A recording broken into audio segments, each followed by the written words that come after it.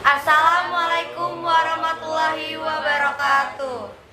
Di sini kami dari kelompok 3 bisnis kreatif akan mempresentasikan tentang tantangan UKM di Indonesia. Sebelumnya perkenalkan, nama saya Anggita Kayurnisa. Saya Salsabila Cikita Aulia. Saya Bagas Arif. Saya Muhammad Rafli. Pengertian UMKM menurut para ahli.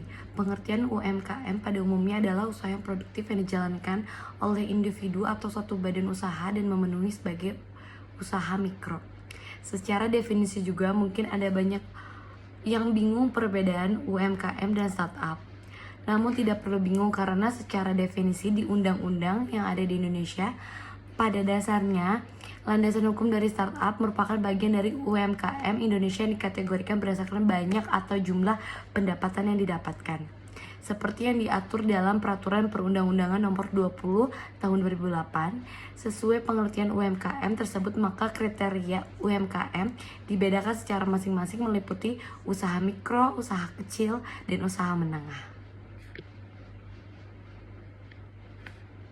Selanjutnya, ada perkembangan dan tantangan UMKM di era pandemi. Beberapa permasalahan klasik yang masih menjadi persoalan bagi pelaku UMKM diantaranya adalah terbagi 4. Pertama, sumber daya manusia. 2. Akses teknologi. 3. Strategi bisnis. 4. Permodalan.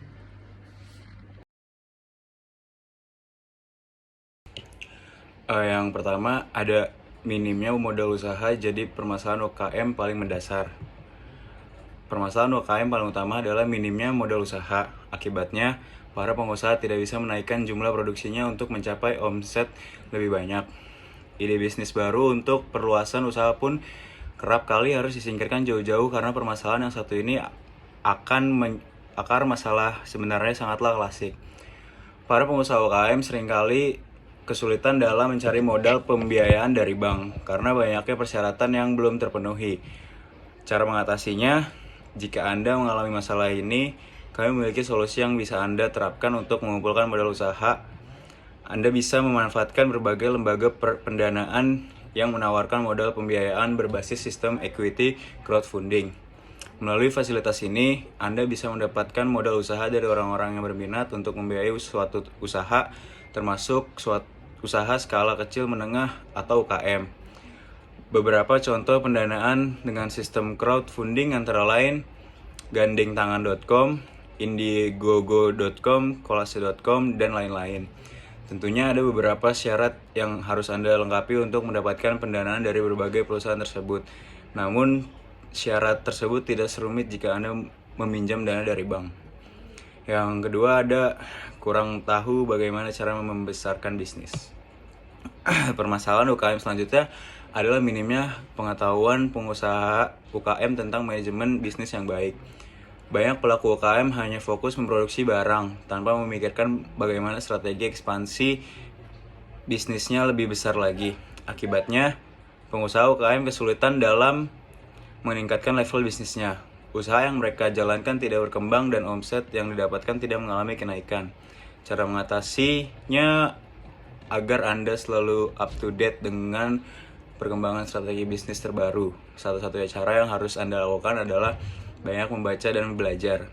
Anda bisa belajar dari pengalaman yang dibagikan oleh banyak pebisnis dunia maupun lokal dari berbagai buku, situs berita, jejaring sosial, atau melalui seminar dan workshop dan lain-lain. Selain itu, Anda juga sangat disarankan untuk bergabung ke suatu komunitas bisnis yang dapat mempertemukan Anda dengan banyak praktisi bisnis lainnya. Dengan begitu, Anda bisa saling berbagi pengetahuan, wawasan, dan pengalaman bisnis Anda lebih luas lagi. 3. Kurangnya inovasi produk. Dalam meningkatkan daya saing bisnisnya, seorang pengusaha UKM juga sering mengalami kendala dalam melakukan inovasi produk. Saat ini, jumlah produk UKM yang mampu menembus pasar internasional masih sangat sedikit sekali. Mengapa? Salah satu penyebab sulitnya produk UKM bersaing di pasar mancanegara adalah rendahnya daya saing produk. Apalagi jika dihubungkan dengan harga yang ditawarkan, produk UKM Indonesia masih jauh dari kualitas yang ditawarkan produk luar negeri. Cara mengatasi untuk meningkatkan daya saing produk para pelaku UKM harus lebih kreatif dan inovatif dalam memproduksi barang. Agar produk Anda dilirik, Anda harus menawarkan produk inovatif yang berbeda dengan produk sejenis lainnya. Jika Anda kesulitan dalam melakukan inovasi produk, maka kuncinya adalah jangan pernah berhenti mencoba. Cobalah melakukan inovasi produk dengan menerapkan formula atau cara produksi yang baru. Anda juga harus membuka diri dan bergabung dengan pelatihan-pelatihan diadakan oleh Kementerian Koperasi dan UKM serta perusahaan-perusahaan yang memberi perhatian khusus kepada UKM. Selain aktif mengikuti pelatihan, pelaku UKM juga harus aktif dalam menganalisa produk kompetitor. Hal ini penting dilakukan untuk menganalisa harga, tren bisnis, serta mencari ide inovatif yang bisa Anda terapkan untuk produksi Anda. Keempat, kesulitan mendistribusikan barang. Permasalahan UKM selanjutnya terletak pada masalah pendistribusian barang. Selama ini banyak pelaku UKM kekurangan channel dalam mendistribusikan produknya. Kebanyakan hanya fokus mendistribusikan barang kepada beberapa kolega dan pengepul yang dikenalnya saja. Tentu cara pemasaran seperti ini masih sangat sederhana dan jangkauannya belum terlalu luas. Cara mengatasi adalah aktiflah mengikuti pameran produk yang diadakan berbagai lembaga pemerintah, swasta maupun komunitas. Cara ini tidak ada salahnya Anda coba untuk memperluas jangkauan pasar Anda. Selain itu, cobalah melakukan kerjasama dengan berbagai merchant atau outlet yang bisa membantu memasarkan produk Anda di toko mereka. Dengan begitu, pendistribusian produk Anda bisa lebih luas dan menjangkau pasar yang lebih luas juga. Kelima, kesulitan mendistribusikan barang. Permasalahan UKM yang kelima ini masih berhubungan erat dengan poin keempat, yaitu sulitnya mendistribusikan barang. Salah satu faktor yang menyebabkan pendistribusian barang UKM kurang meluas karena pengusaha belum melakukan pemasaran online.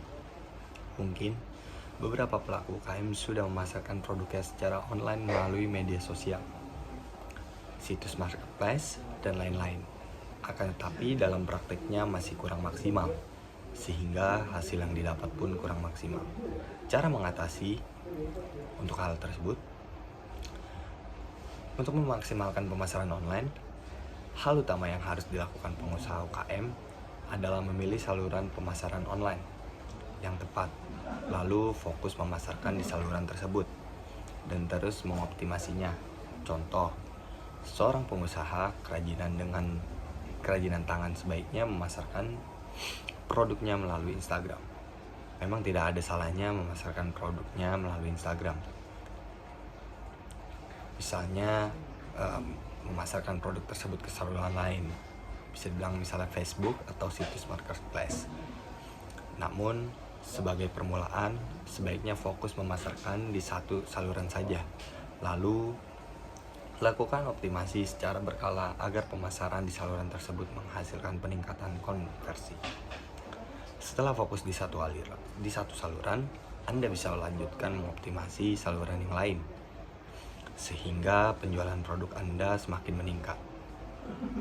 Membuka peluang reseller atau dropshipper juga tidak ada salahnya untuk Anda coba.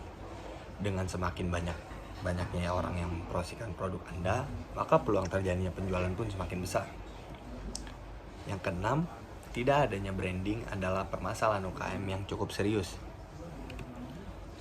Salah satu permasalahan UKM yang sering luput dari perhatian pengusaha UKM adalah branding.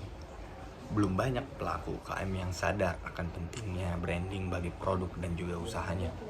Sehingga kebanyakan pelaku UKM hanya fokus menjual, tanpa memikirkan bagaimana kualitas merek dari produknya. Padahal, menjaga kualitas branding sangatlah penting dalam upaya membesarkan bisnis UKM.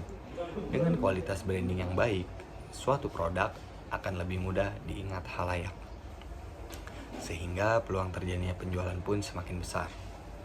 Cara mengatasi hal tersebut, untuk meningkatkan kualitas branding produk UKM Anda, langkah pertama yang harus Anda lakukan adalah melakukan analisa SWOT, yaitu strengths, weakness, opportunities, dan threats terhadap produk Anda.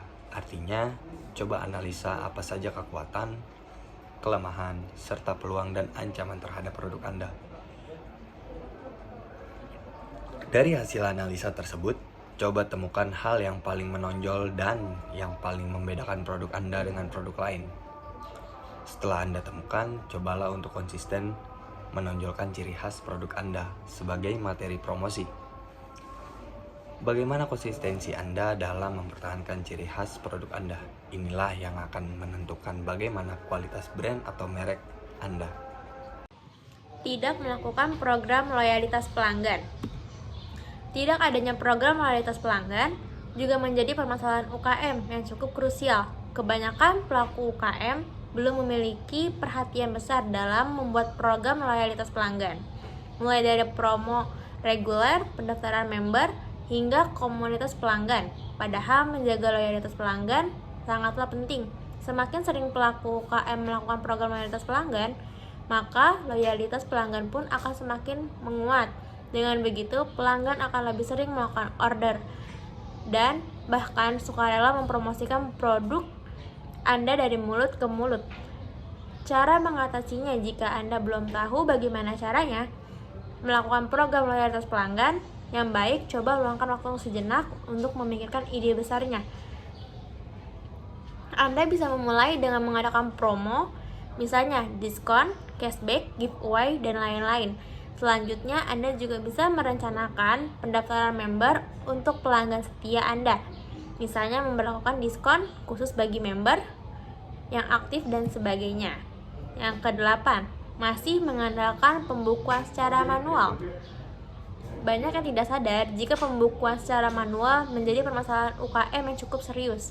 Pembukuan manual ini rawan terjadinya kehilangan, kerusakan, bahkan kesalahan rekap, sehingga pengusaha tidak dapat menganalisa hasil penjualannya secara cepat dan tepat. Misalnya, jika laporan penjualan pada hari tertentu tiba-tiba hilang, maka laporan penjualan keseluruhan pun akan amburadul. Padahal, pembukuan yang baik adalah kunci evaluasi bisnis yang memadai. Dengan pembukuan yang baik, Anda bisa menganalisa penjualan usaha Anda secara lebih tepat sebagai pertimbangan untuk mengambil keputusan. Penjualan usaha Anda secara lebih tepat sebagai pertimbangan untuk mengambil keputusan selanjutnya. Selain itu, pembukuan yang baik juga menjadi syarat wajib untuk semua pengusaha yang meminjam modal usaha kepada bank. Cara mengatasi. Sekarang mulai atur kembali cara Anda melakukan pembukuan usaha setiap harinya. Tinggal manual dan mulailah melakukan pembukuan secara otomatis dengan bantuan software. Sekian dari kelompok kami, kelompok 3, tentang pembahasan tantangan UKM di Indonesia. Kurang lebihnya mohon maaf. Wassalamualaikum warahmatullahi wabarakatuh.